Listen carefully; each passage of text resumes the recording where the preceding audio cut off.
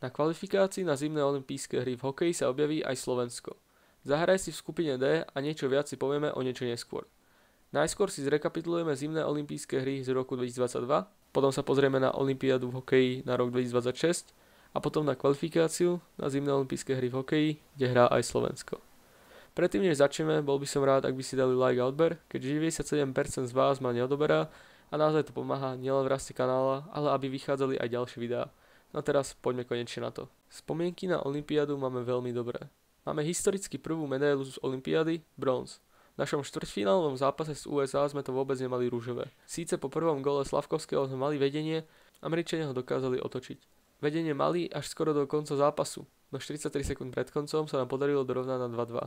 Marek Hrivík dokázal skorovať po strele Čajkovského na bránu. Moment, ktorý sa u nás len tak nevidí. No pokračovanie zápasu nebolo tiež rúžové.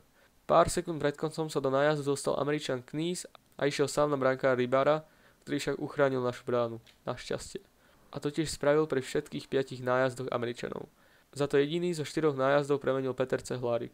Postupne postupili Fíni, Rusi a Švédi, čo sa viac menej dalo očakávať. Prekvapivo, zámorské týmy sa nedostali do semifinále. V semifinále sme sa stretli s Fínskom, no nevyhrali sme. Nestihli sme dorovnať. Aj keď bol výsledok skoro po celý zápas 0-1.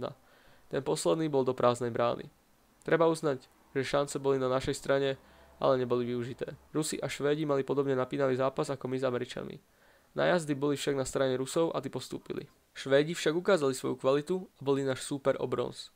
V zápase o bronz sa nám podarilo skorovať až v druhej tretine a otvárací gól dal Juraj Slavkovský, teda gól z bufetu, ako to on nazval. V 33. minúte to bol Takáč a 2 góly do prázdnej brány dali Pavol Regenda a znovu aj Juraj Slavkovský. A tak sa zrodil náš bronz. Vo finále sa objavilo Fínsko a Rusko. Rusi síce vyhrávali a vyhrali prvú tretinu, v druhej a tretej však inkasovali 2 góly a na dorovnanie už nestačili. Celkovo medailové priečky teda obsadili Fínsko, Rusko a Slovensko. Na ďalšiu olympiádu v Miláne majú potvrdenú účasť Nemci, Fíni, Česi, Švajčiari, Taliani, Kanaďania, Švédi a Američania. Ohľadom Ruska tu nastáva otázka, keďže ešte nie je rozhodnuté, či si Rusi zahrajú. Taliansko sa objavilo medzi potvrdenými účastníkmi, keďže sú hostujúcim tímom. Ostatné týmy majú potvrdenú účasť, ak sú v prvej osmičke tabulky IIHF. Súhlasíte s týmto kvalifikovaním sa na olympiádu takto? Alebo by ste boli za iný systém? Svoje návrhy píšte do komentárov. Ešte 3 krajiny môžu postúpiť na olympiádu v hokeji. Teda ak sa Rusko nezúčastní, tak 4 krajiny budú môcť. V každej skupine postupuje iba prvý. Aj v roku 2021, keď sme hrali kvalifikáciu, dokázali sme poraziť všetky 3 týmy, hrali sme proti Poliakom, Bielorusom a ako aj tentokrát proti Rakúšanom. Síce všetci vidia favoritov týchto 3 skupín, ale i slabšie týmy vedia potrápiť tých silnejších a preto sa netreba spoliehať, že to bude jednoznačné. Ja vám veľmi ďakujem za pozeranie tohto videa.